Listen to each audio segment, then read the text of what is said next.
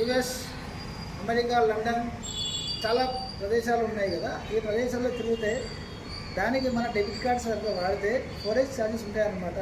అది వచ్చేసి 2%, 3%, 5% అనేసి బ్యాంకర్స్ ఛార్జ్ చేస్తారు. అదే కనుక మనము ఫోరెక్స్ కార్డ్ అనేది ఇండియాలోనే ఉన్నప్పుడు తీసుకుంటే చాలా బాగుంటుంది. నేను మీకు ఫోరెక్స్ కార్డ్ ఏవేవి ఉన్నాయని నేను ఇప్పుడే ముందర చెప్పేస్తా ఒక 2 నిమిషాలు. ఒకటి వచ్చేసి ఫోరెక్స్ కార్డ్, తర్వాత వచ్చేసి ఎఫ్ఐ అప్లికేషన్లో ఫెడరల్ బ్యాంక్ వారిది ఉంటుంది అఫీషియల్గా. తర్వాత వచ్చేసి నియో గ్లోబల్ కార్డ్ ఉంటుందన్నమాట.